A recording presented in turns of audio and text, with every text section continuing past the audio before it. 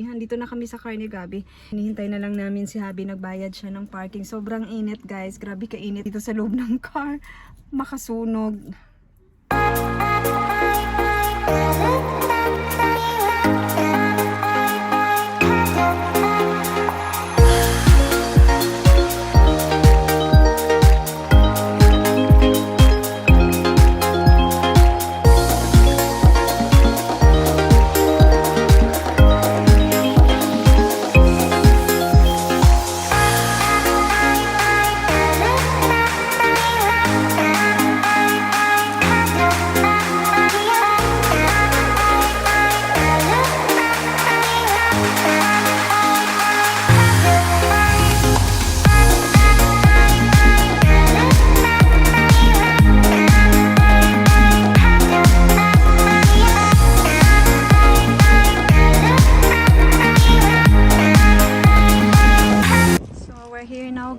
Mag-check-in na kami sa Hilton. Waiting for Dad.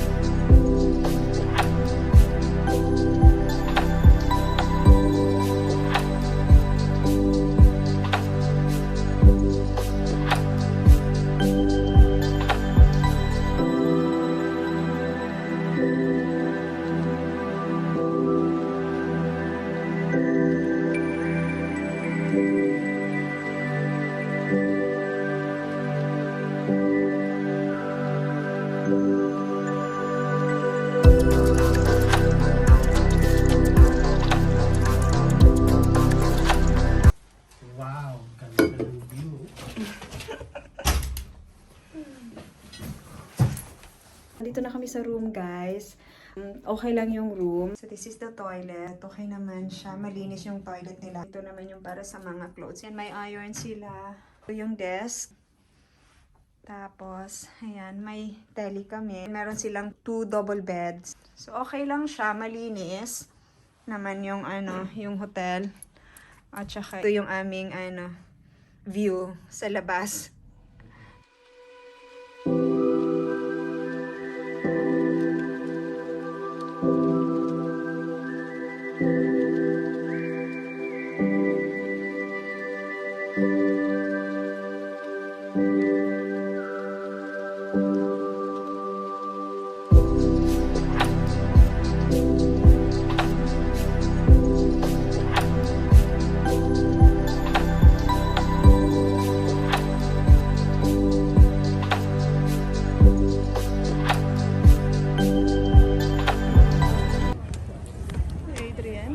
Hello. So, yun yung iba. Nagpila pa sila dyan sa baba. Ayan.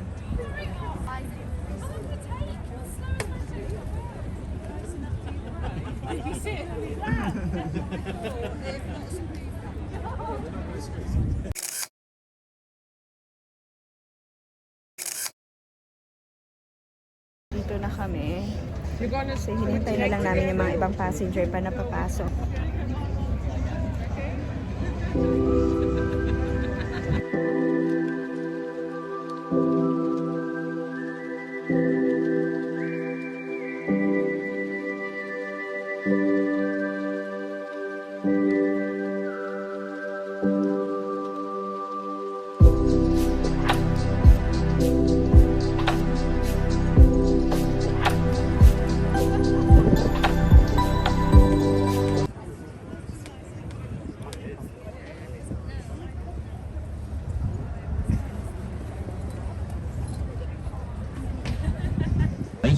More interesting matters. I'll start a bit of sightseeing commentary for you. And I'll start with the obvious, really. I'm sure a good number of you already realise, but we are, of course, cruising a party to carry the name. There's a fairly simple explanation behind this, in that it comes from an old Celtic word, Ouse, simply meaning flowing water. It's a bit of an obvious name for a river, really. It's also related to the way we still use the word ooze as a verb in modern English. Maybe it's spelled differently. This Yorkshire Ouse is some 52 miles in length, and it begins where the Ouse Beck flows into the River Yore. Nobody really knows why. 5 miles behind us currently at Neyburn, Loch and Weir. Beyond Neyburn, the tidal ooze continues through Cawood, Selby and Goole before joining with the Trent at Trent Falls to form the River Humber. The Humber then flows onwards past Immingham, Grimsby and Kingston upon Hull, before these waters finally reach the North Sea. Using that network and a boat of the correct size, in other words, no wider than 7 foot, no longer than about 50 foot, such as some of the narrow boats you see along here, you could actually make the journey all the way from the centre of York. Scarborough Bridge does, however, stand as a fitting excuse for me to talk about my pet subject, which is, of course, the golden age of steam and the Great British Railway. Now, Scarborough Bridge was designed by Robert Stephenson. He was the son of George Stephenson, and along with his father was responsible for the design and construction of Stephenson's rocket. Drive you insane. I'm sure you'll be glad to hear, therefore, then, that we won't be quite reaching 30 miles per hour tonight. Not on this boat, anyway. In fact, I'm pretty sure if I did ever manage to get River Duchess here to hit 30, then the vibrations probably would drive us all insane. And talking of things that can apparently drive you insane, or so people have told me in the past anyway, it's usually at this point, if I'm honest, that I hear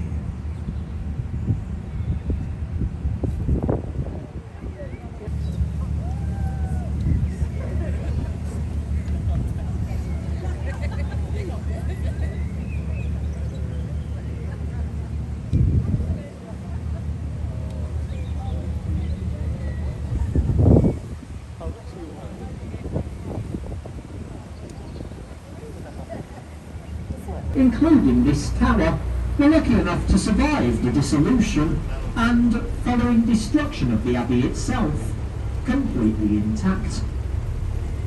Unfortunately though, the defences weren't quite so lucky during the Civil War. York, of course, was a royalist stronghold at that point. In Yorkshire, then somebody suggested that he should instead turn his hand to engineering. It was obviously his subject, as he was lucky enough to study under the famous Isambard Kingdom Brunel, before going on to design several well-known bridges, including two over the Ouse here in York.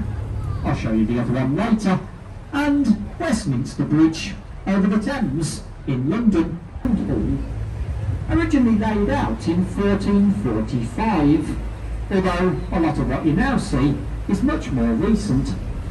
The first piece we come to, in fact, with the tower on the corner there, was only finished in 1960, part of an 18-year-long restoration effort, made necessary thanks to Luftwaffe. If you look around the lower floor windows of the central section there, just before the three big boats tied together, you can still see black marks around those lower floor windows. Those are scorch marks left by incendiary bombs dropped on the building during the Baedeker bombing raids. The bombs were actually meant for the railway station, though a few fell short. Some landed on the Guildhall, some ended up in the river. That explains the rather large crack as we sail underneath. Obviously, they didn't want to knock down the only existing bridge over this river, so they built part of this bridge hard against the old one before knocking the old bridge down, building the rest of this. Constructing it in this fashion, they kept the river crossing open at all times, and it means that as we sail underneath today, if you look at the second part of the bridge that we sail under, the piece after the crack, that gives you the entire width of the previous bridge. Comparing the two parts, you can see that they actually more than doubled the width of this crossing with the new bridge. Just goes to show that traffic congestion in York is not a new problem.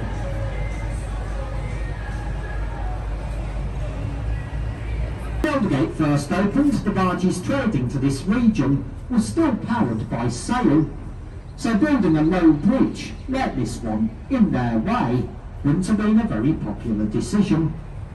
The answer to this problem can clearly be seen if you look to the left-hand arch of Skeldergate Bridge. There's a split right up the middle of it, where that arch used to open. The top road section lifted upwards and hinged to the left like a medieval drawbridge. The lower supporting section carried lee boards, large pieces of wood strapped to the side of the boat that could be lowered into the water to act as stabilisers. Necessary because this type of barge could even be seen going out to sea. The next barge in the moorings did a very similar job, just in the Netherlands. This is a Dutch barge called Morgenstier, or Morning Star. The last few boats in the moorings here, of course, have never had to work for a living. Most of these, well, all three of these I should say, were built specifically for the leisure market.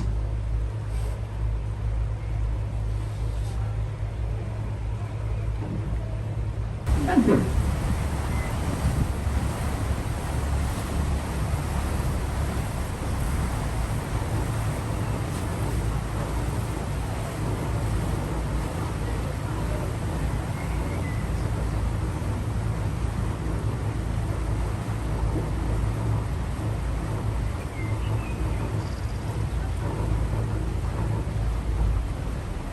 Remnant of this castle is the old keep, Clifford's Tower, which you can see just before the bridge on the right here, and again once we're through. Clifford's Tower is built to a Norman design called the quatrefoil, and if you were to view this design in an aerial photograph, you'd see that when viewed from above, the quatrefoil looks roughly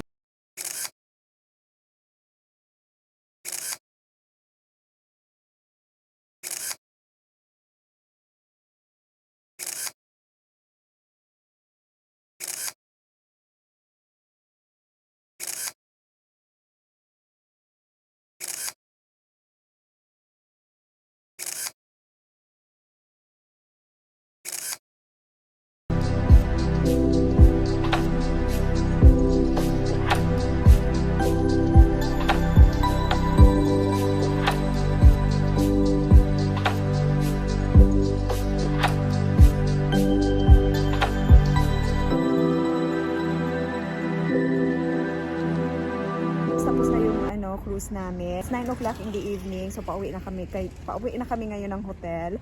So I hope guys nag-enjoy kayo sa videos namin kanina sa mga gala namin. So I hope guys panoorin nyo yung mga ibang videos pa namin, mga incoming videos namin dito sa York.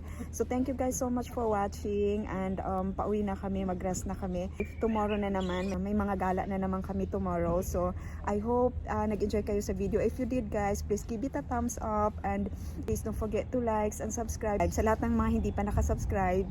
And thank you so much for watching. God bless everyone. Bye!